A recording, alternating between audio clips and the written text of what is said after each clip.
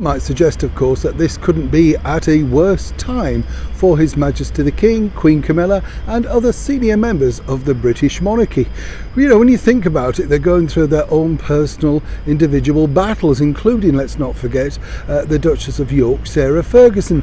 So to see their stories highlighted once again from a company sadly associated with, some people might say, a person who should have quit them a long time ago, must be very, very disheartening. As ever though, let me explain.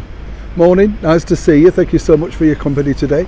Nice to, yes, I know. By the way, did you listen to this? This will make you, well, let's just say, we'll just feel a little bit, shall we? On this day in 1965, over here in the United Kingdom, they banned cigarette advertising on the television. Did you know that? I didn't think it was that early.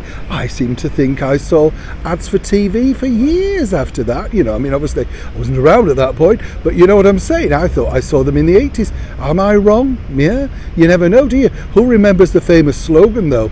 You're never alone with a Strand. Do you remember that? Strand cigarettes. I told you a while back about Laurence Olivier cigarettes. Everybody got into them, didn't they? You know, incredible when you think.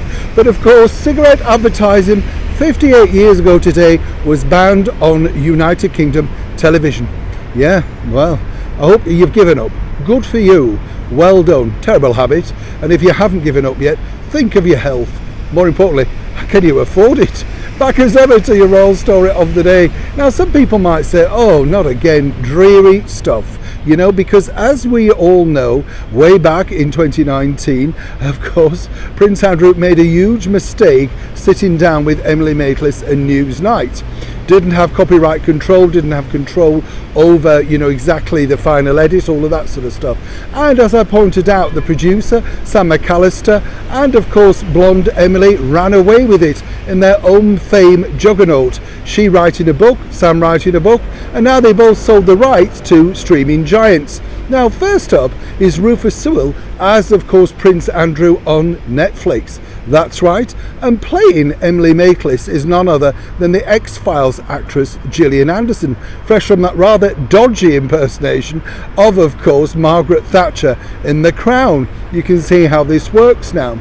But you see, this is all coming up at a very difficult time, as one can imagine, inside the British monarchy. There you have, of course, the Duke of York being very supportive of his wife, ex-wife should I say, the Duchess of York, Sarah Ferguson, going through her own health battle. We have His Majesty the King, and of course, let's not forget Catherine recovering herself from her own medical issues. You would have thought, wouldn't you, that Netflix may have thought, no, this is not necessarily a good time to screen something as negative as this.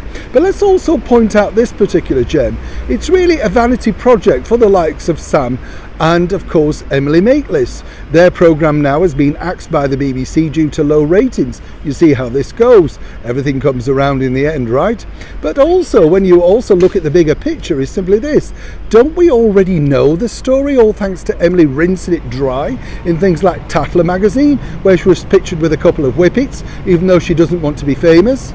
So who on earth, as we saw with the thing like Prince Andrew the musical on Channel 4, where is the audience? And who, hopefully, do they plan to sell this to? Prince Harry still remains in the employ of Netflix, and more importantly, as one can imagine, this is also going to paint him in a very bad light, working for a company that continues to trash his once much loved former family. Neil Sean in the very heart of London.